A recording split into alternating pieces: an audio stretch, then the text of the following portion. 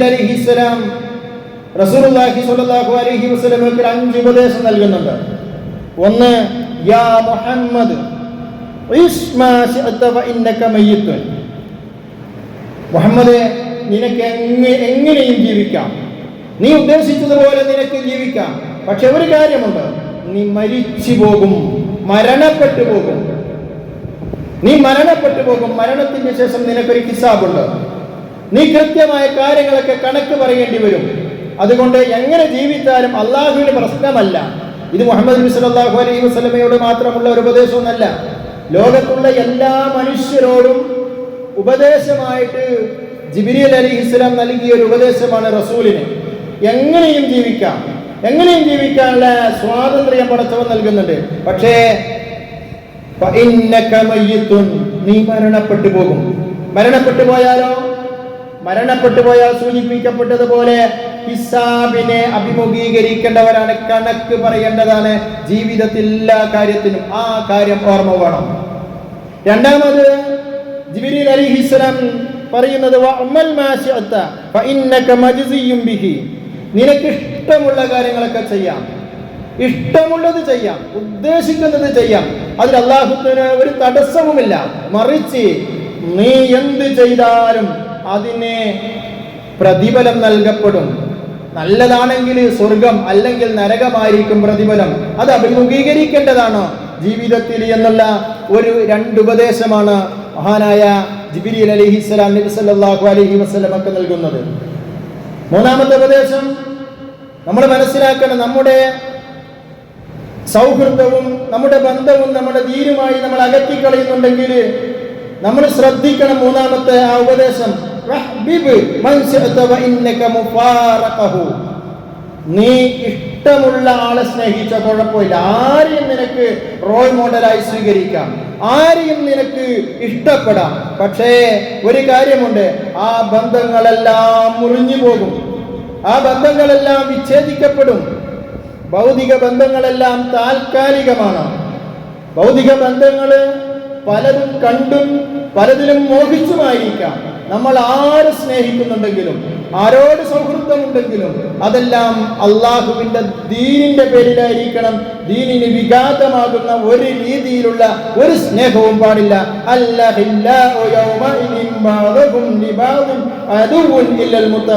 അള്ളാഹുവിന്റെ വാക്കാണ്. സ്നേഹിതന്മാർ പരസ്പരം ശത്രുക്കളായി മാറുന്ന ഒരു ദിവസമുണ്ട്.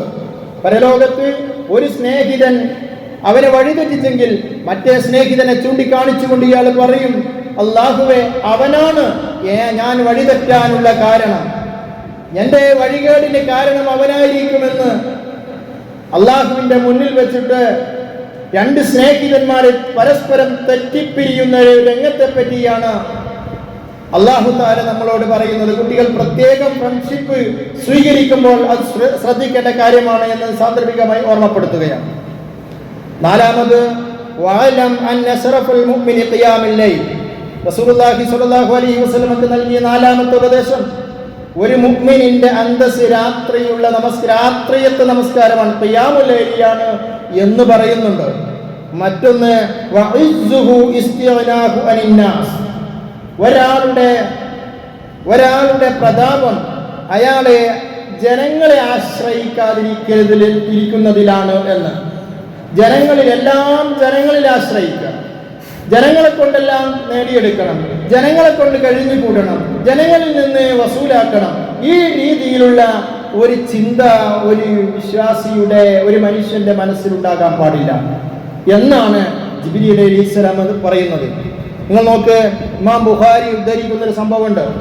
നബി സല്ലല്ലാഹു അലൈഹി വസല്ലമയോട് അൻസാരികളിൽപ്പെട്ട കുറെ മനുഷ്യന്മാർ വന്നിട്ട് സാമ്പത്തിക സഹായത്തിന് വേണ്ടി ചോദിക്കുക. ഇപ്പൊ റസൂൽ സല്ലല്ലാഹു അലൈഹി വസല്ലമ കൊടുത്തു. റസൂലുള്ളാഹി സ്വല്ലല്ലാഹു അലൈഹി വസല്ലമയുടെ അടുക്കൽ ഹദിയായിട്ടും ഹിബത്തായിട്ടും സദഖയായിട്ടും സകാത്തായിട്ടും എല്ലാം വരുന്ന ധനങ്ങൾ ഉണ്ടാകും. റസൂൽ കൊടുത്തു. സുമ്മസാലോ, വീണ്ടും ചോദിക്കുന്നവരെ വീണ്ടും റസൂൽ കൊടുത്തു. സുമ്മസാലോ, വീണ്ടും ചോദിക്കുന്നു. ഇങ്ങനെ ചോദിക്കുന്നു, കൊടുക്കുന്നു, ചോദിക്കുന്നു, കൊടുക്കുന്നു. ജനങ്ങളെ ആശ്രയിക്കുന്ന ജനങ്ങളിൽ മാത്രം ആശ്രയിക്കുന്ന ഒരു രീതി. ഇപ്പൊ റസൂല് പറഞ്ഞു, എന്തെങ്കിലും നന്മ എൻ്റെ അടുക്കൽ ഉണ്ടെങ്കിൽ, എന്തെങ്കിലും നല്ല കാര്യം എൻ്റെ അടുക്കലുണ്ടെങ്കിൽ അത് ഭൗതികമാവട്ടെ പരലോകത്തേക്കുള്ള കാര്യമാവട്ടെ നിങ്ങൾക്കൊന്നും ഞാൻ തടഞ്ഞു വെക്കൂല. പക്ഷെ ഒരു കാര്യമുണ്ട്, ومن يستعفف يعفه يعفه الله ومن يستعبد يغنيه الله ومن يستعبد يغنيه الله.